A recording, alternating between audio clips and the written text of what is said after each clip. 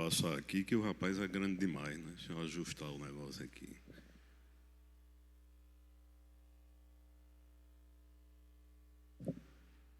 Graça e paz, Igreja de Jesus. Seja bem-vindo. E é uma pena que, como o pastor disse, não está mais cheio. Mas eu tenho certeza, pastor, que na quadrilha de hoje, que eu não sei nem onde é, tem um bocado de gente. A gente vai trazer hoje que inclusive eu peço a Deus que nesse momento até contenha para que eu não diga nada demais, né? Que eu fale somente aquilo que o Senhor aprove que seja dito. A irmã Mônica mais uma vez faz das suas proezas, né? Porque dá um certo trabalho para me colocar aqui, né, irmã?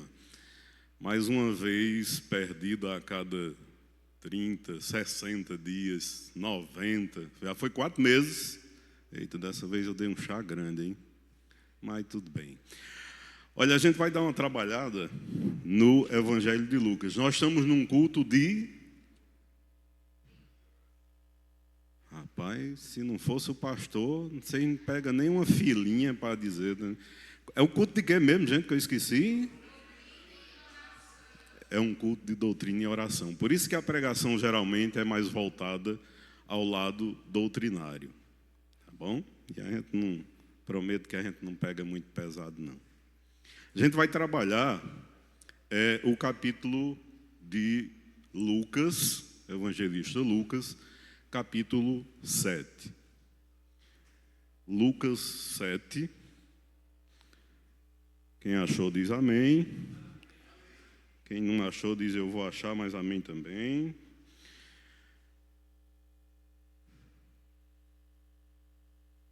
Vamos lá. Alguns dias atrás, eu até comentava isso lá na casa do irmão Gel Jones, no PGM. Eu gosto muito de usar a versão da NVI. Ela tem uma linguagem mais direta e não necessita tanto de estar ali do lado com certos dicionários. É o antigo pai dos burros que a gente tinha. Mas vamos lá, deixa eu começar devagarinho. E perguntar para você, igreja, na hora da aflição, a quem você socorre? A quem você se socorre? A quem você pede ajuda? Quem é a primeira pessoa que vem à tua cabeça na hora que você está naquele desespero? Quem é? Eu tenho certeza que a grande maioria, se não todos, pelo menos eu espero que todos, tenham respondido Jesus, né? Fica até básico, mas também fica mecânico, Gel Jones, igual aquele período onde a gente viveu numa determinada reunião religiosa, onde mecanicamente a gente dizia, eu creio, Senhor, mas aumentai a minha fé. Não era isso, Gel Jones? E aí eu pergunto, qual é o tamanho da tua fé?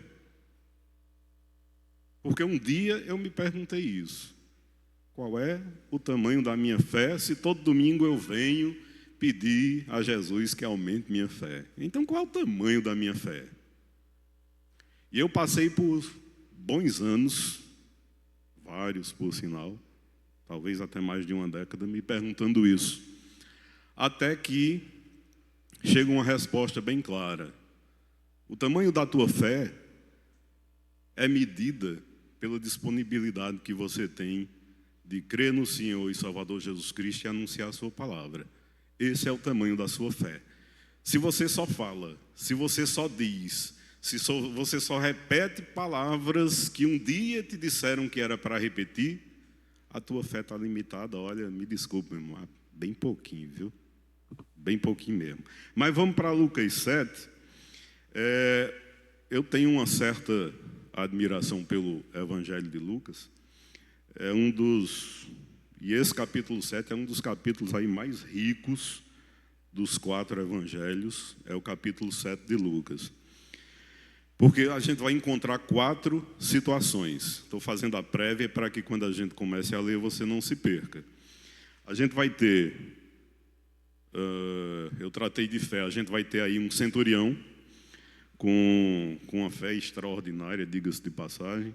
A gente vai ter, logo em seguida, uma situação onde a viúva perde o filho, e aí o Senhor restitui a vida daquele jovem. A gente vai ter João Batista enfrentando dúvidas, mas João Batista enfrentou dúvidas? Enfrentou. A gente talvez nem dê tempo de trazer hoje, porque é um capítulo um pouco longo.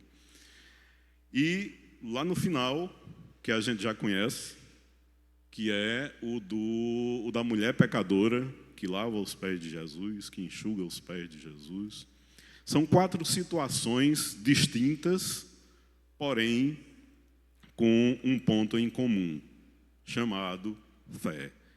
E aí, no discorrer do texto, a gente vai ver até onde chega a fé de alguém e como um cristão pode dizer, olha, a minha fé está se fortalecendo. Eu quero mais, Senhor, como um dia eu também pedi, aumenta a minha fé, mas dá para se ter uma ideia, uma parcial do tamanho da fé de alguém.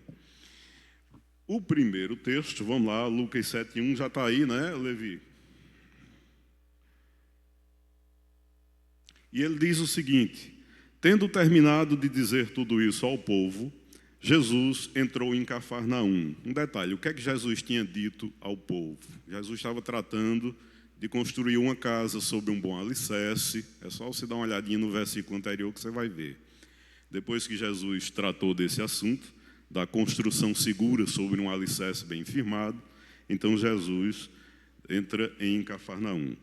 Ali estava o servo de um centurião, doente e quase à morte, a quem o seu senhor estimava muito.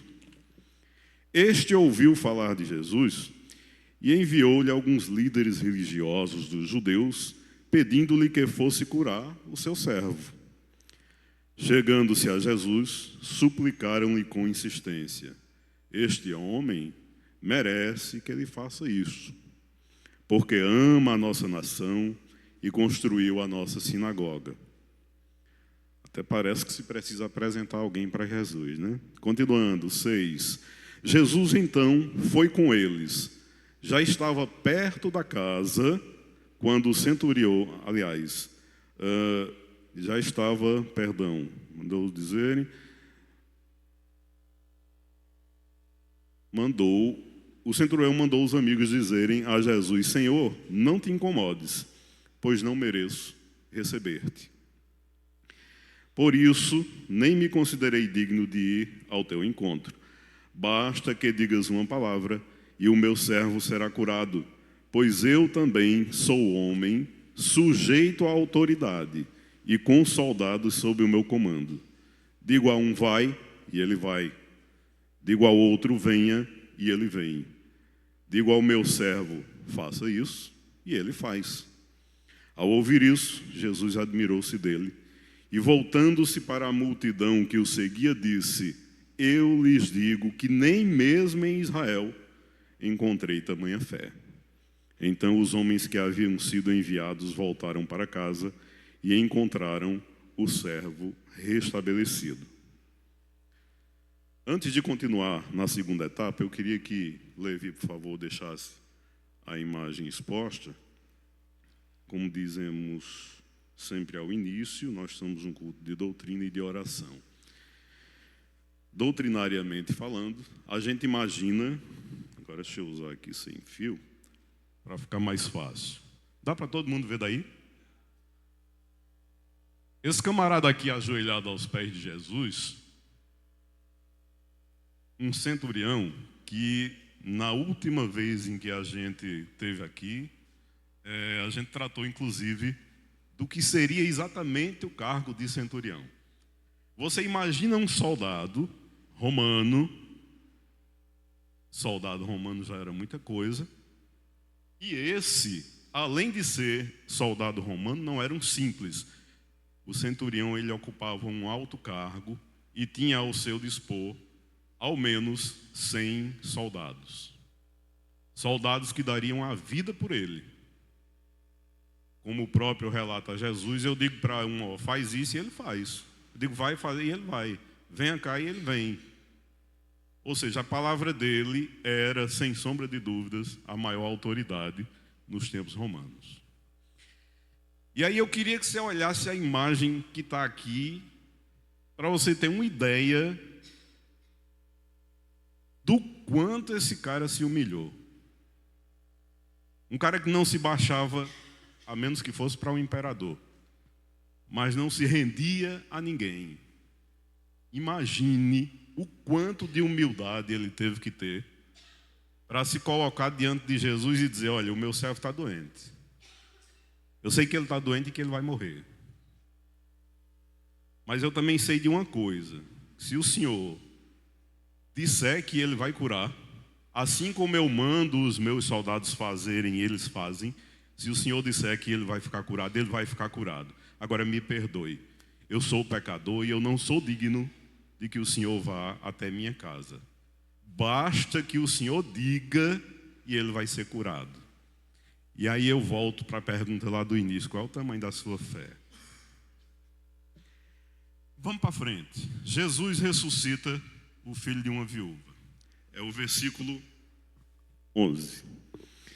Logo depois desse evento, e de ter restituído a saúde do servo do centurião, Jesus foi para uma cidade chamada Naim. Os seus discípulos e uma grande multidão foram com ele. 12. Ao se aproximar da porta da cidade, viu que alguém havia morrido, era carregado para fora da cidade, o filho único de uma viúva. Uma considerável multidão estava com ela.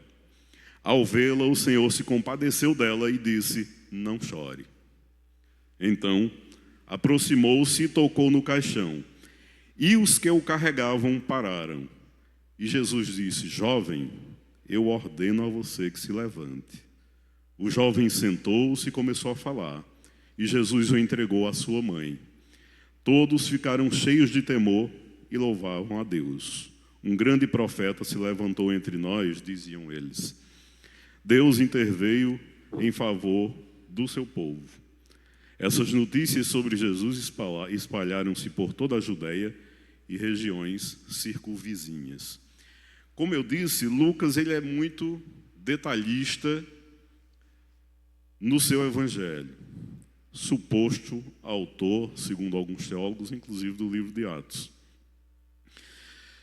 Mas ele é muito detalhista e talvez seja isso que me atraia no evangelho de Lucas, porque o capítulo inteiro ele revela uma verdade central.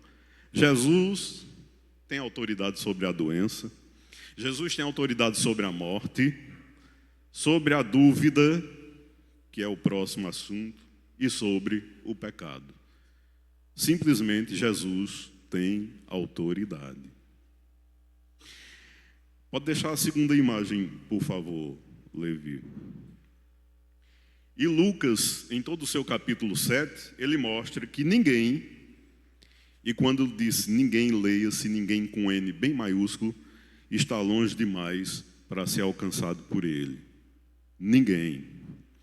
Pode existir dor, pode existir culpa, pode existir medo, confusão, vergonha, pode existir incredulidade, mas quando Jesus entra em cena, tudo muda, tudo fica diferente.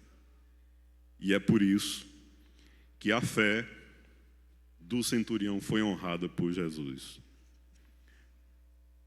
Não é à toa que Jesus declara: olha, nem em todo Israel eu vi uma fé tamanha. Eu imagino o trabalho que ele deva ter tido para se ajoelhar aos pés de Jesus e pedir que ele pudesse intervir na situação do servo. Os judeus odiavam os romanos, mas esse centurião ele foi diferente.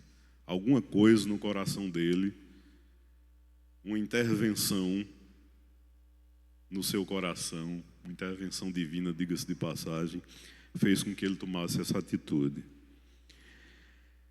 Esse homem era diferente porque ele respeitava os judeus, ajudou a construir sinagoga, e era humilde. Ele tinha um servo doente à beira da morte. Tinha autoridade militar, mas reconheceu a autoridade maior, que era a de Jesus Cristo. Sabe por quê? E aí eu volto novamente à nossa pergunta lá no início. É que a fé verdadeira, ela não depende e não exige sinais. Simplesmente se volta e confia na palavra do Senhor. A fé é basicamente isso, se pudesse ser declarada e explicada em uma palavra. Fé verdadeira reconhece a autoridade espiritual, porque a autoridade humana aquele centurião tinha. O que ele não tinha era a autoridade espiritual advinda de Jesus Cristo. O centurião disse, olha, dize somente uma palavra e o meu servo será curado. Jesus não precisava tocar, o centurião não sabia disso. Jesus não precisava nem estar lá presente, fisicamente. Bastava a sua palavra.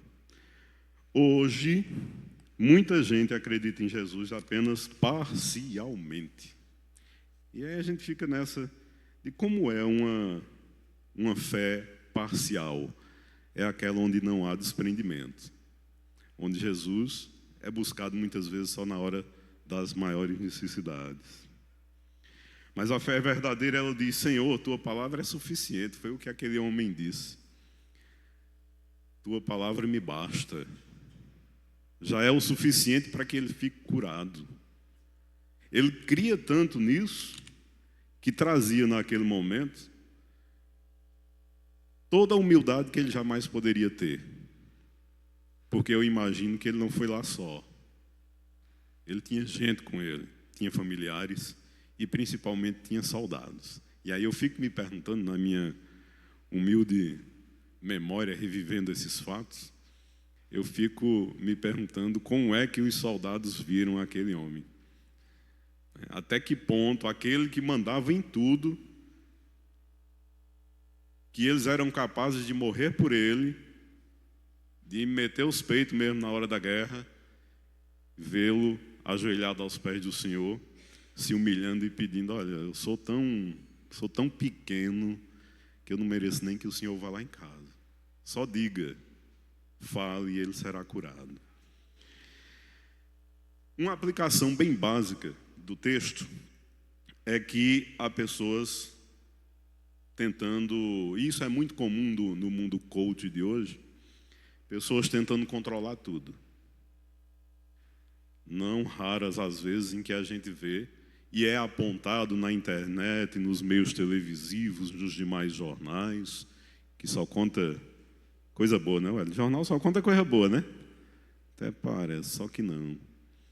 Você não liga, eu estou evitando até ligar o jornal de manhã, porque você acordar de manhã e já escutar aquela bagaceira, meu Deus, não tem outro assunto. É Deolano para cá, é a guerra de não sei de que lá, só fala nisso. E aí, no meio disso tudo, surge uma coisinha chamada depressão. Não sei se vocês já ouviram falar nisso por aí. E a depressão vem, em muitas vezes, simplesmente porque há pessoas tentando manter o controle de tudo. Muita gente tenta, inclusive, monopolizar o próprio Deus. Não, o Deus aqui, olha. Deus é assim, assim, assim. Fora disso, não é Deus.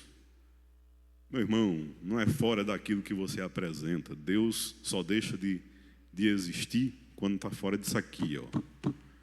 Porque aqui eu digo a você de certeza, eu acredito até nas figurinhas que estão aqui. Até no mapa que tem lá no finalzinho aqui, pelo menos a minha Bíblia tem, para mim é o que vale. Não é o que astrônomos e cientistas e leitores advindos de quiromancia, de todas as coisas, está fora. Mas tem muita gente que corre atrás dessas coisas. A tentativa de controlar o futuro, de controlar a família, de controlar emoções, de controlar problemas, como se fosse possível.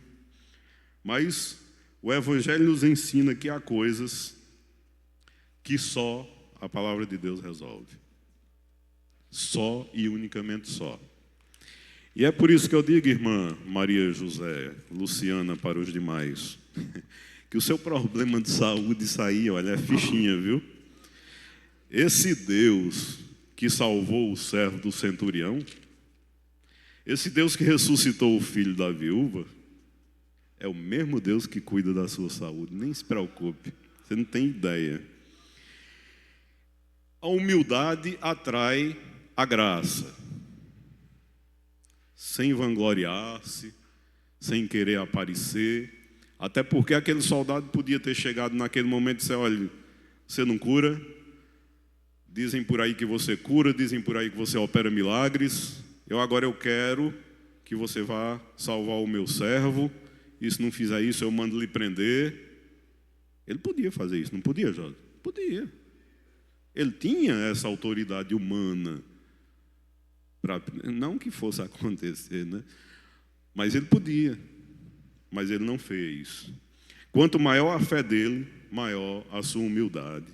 Hoje existe muita aparência espiritual, né?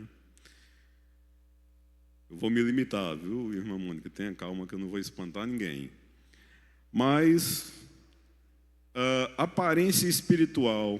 Eu estava me lembrando agora que numa outra oportunidade eu já sei qual que é que eu vou trazer. Se Josa falasse inglês aqui agora, haveria algum tradutor entre nós? Eu ainda dava uma arriscada, viu? Não sei se o irmão Felipe também, com certeza, ia entender alguma coisa. E a gente poderia traduzir. Mas quando eu começo a falar línguas alienígenas, a minha espiritualidade começa a cair. Me perdoem aqueles que não assim pensam, mas o que é bíblico, e a gente pode trazer no outro momento, porque não é o de agora, a gente vai tratar sobre isso. Mas o orgulho religioso, a vaidade, a autopromoção, né, desses coaches religiosos que vão para a internet e dizem palavras bonitas. E aí eu desafio qualquer um que aqui agora está a me dizer qual desses coaches já pregou sobre o Apocalipse, já pregou sobre arrependimento de pecados. Ixi, eu tenho um monte de nomes aqui na cabeça agora passando. É só você ir lá no Instagram que você vê um monte de gente falando disso aí. Só que eles falam o que você quer ouvir, meu irmão. Eles falam o que é conveniente para você parar e ficar escutando para que aquele tempo possa monetizar no bolso dele. Só isso. Ele não para um pouquinho para falar de perdão, do perdão de Jesus. E uma coisa é certa: se existe luz, existe trevas. Se existe perdão, é porque existe pecado. É uma questão de lógica, né? Como é que vai haver perdão se não houve pecado? Logicamente, é impossível. Deus não procura gente perfeita. Não. Aquele soldado não era perfeitinho. Deus procura gente que reconhece que precisa dele. Simples assim. Eu não preciso ser o perfeitinho, o engomadinho que vai falar bonito ali na internet. Eu preciso simplesmente saber e reconhecer que eu preciso de Jesus. E eu preciso diuturnamente, não é diariamente, é diuturnamente. Porque até eu dormindo, se não for o Senhor na minha vida, é capaz de eu não amanhecer o dia. A necessidade e o reconhecimento de ter Jesus em sua vida, de dia, de noite e a cada momento, isso aí é talvez, ou certamente, a maior forma de se humilhar diante do Senhor e dizer: Senhor, né, só diga que para mim está tudo certo, a tua palavra me basta. E quanto à viúva de Naim, há que se entender o seguinte. Estou com tempo, né, pastor? Jesus se importa com a dor humana. Talvez eu não tenha prestado muita atenção no texto, mas vocês vão me ajudar. Em que momento a viúva de Naim pede alguma coisa a Jesus? Não? Será que ela não pede, não? Deixa eu ver. Será? Ela não pede, não, né? Se alguém achar alguma coisa no texto ela pedindo, me diga aí, para eu não correr o risco de errar. Vamos lá para o versículo 12, 7 e 12. Ok, Levi? Capítulo 7, versículo 12. Só repetindo. Ao se aproximar da porta da cidade, viu que alguém havia morrido. Era carregado para fora da cidade o filho único de uma viúva. Imagine a dor dessa mulher que já havia perdido o marido. E que o seu único filho agora também partia. Uma considerável multidão estava com ela. Talvez os fofoqueiros ali de Naim, né? Sempre tem essas coisas. Ao vê-la, o Senhor se compadeceu dela e disse: não chore. Alguém aí identificou ela pedindo alguma coisa? Não, né? Aproximou-se e tocou no caixão, e os que carregavam pararam. E Jesus disse: jovem, eu ordeno a você que se levante. Não foi uma oração bonita, não foi um palavreado bonitinho, né? Aliás, Jesus, nem em Lázaro, ele também pegou o microfone para falar coisas bonitinhas, não. Foi: olha, Lázaro, vem, sai daí. Né? Como se diria no Nordeste, ó, pega o beco para cá. Não tem coisa bonitinha, não tem palavras esplendorosas. E com o filho dessa viúva de Naim não foi diferente. Jesus simplesmente disse: jovem, eu ordeno a você que se levante. Jesus não pediu que ele se levantasse, ele ordenou. Concordam? Porque todo poder está na palavra de Jesus Cristo. Aquele que era o verbo e que estava desde o início, na criação. A Bíblia diz que ele era filho único, que a mulher era viúva. Ela havia perdido o marido e agora o filho. E aí você imagine que os conceitos sociais da época, de uma mulher que era viúva e que agora já não tinha mais sua descendência, isso naquele tempo significava dor emocional, miséria financeira. Inclusive era muito comum se pedir ajuda para as viúvas, solidão total.